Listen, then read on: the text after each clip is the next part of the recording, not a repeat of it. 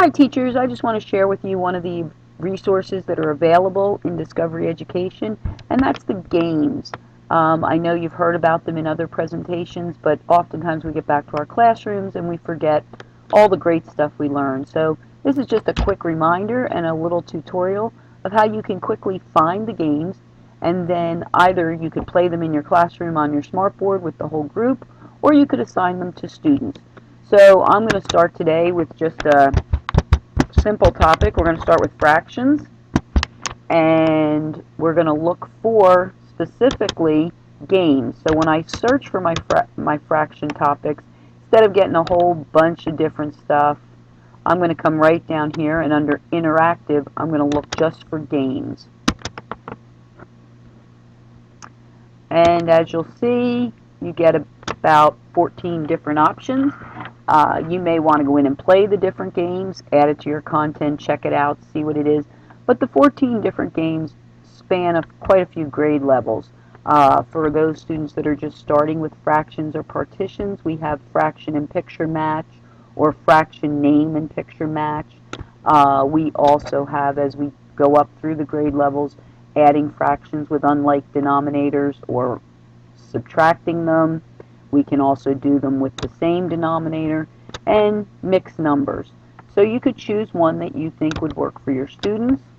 Now, assuming that you've already played it and decided, yeah, I want my kids to play this, we're going to go in and we're going to assign it to a classroom. So I would just click on the down arrow, choose Assign to Student or Classroom, and when I comes up here, I'm going to assign it to my test class that I use, and I only have one student, Tony Test. If I had more students, this might be a game that I only want 4 or 5 of my students that are struggling with this topic to play. Or maybe I want to assign it to the whole class. So I would just choose which students I was assigning it to. Then I would go to the calendar and choose my dates.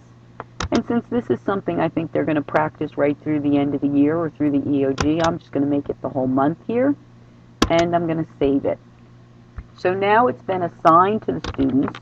So let's go back out and look at what the students will see. So if I log out, and I'm going to log back in as my test student.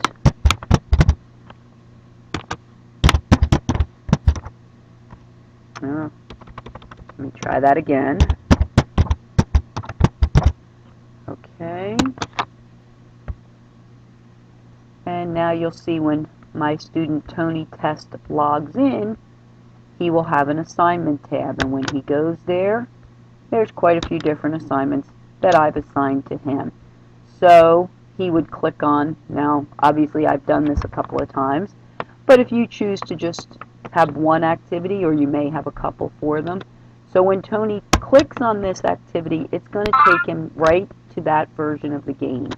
You'll notice down here there are more topics, and if he clicked there, he would be able to see other games that he could play about fractions. So you might want to just warn your students, if you've specifically chosen a topic that they need practice on, that you first want them to play that game before they go on. There's also parent info. This might be a great activity to assign to the students, whether it be fractions or some other game, and add it to your newsletter that your students can log into their Discovery Ed from home and play these games to practice. Hope this helps you out, maybe gives you another resource that you can use either in class, as a whole group, as I said, as a center time activity, or an activity that maybe you'd like your students to do at home. You will get information when they're finished. They'll be able to check mark as complete, and you'll be able to see which students actually did the activity. Have a great day.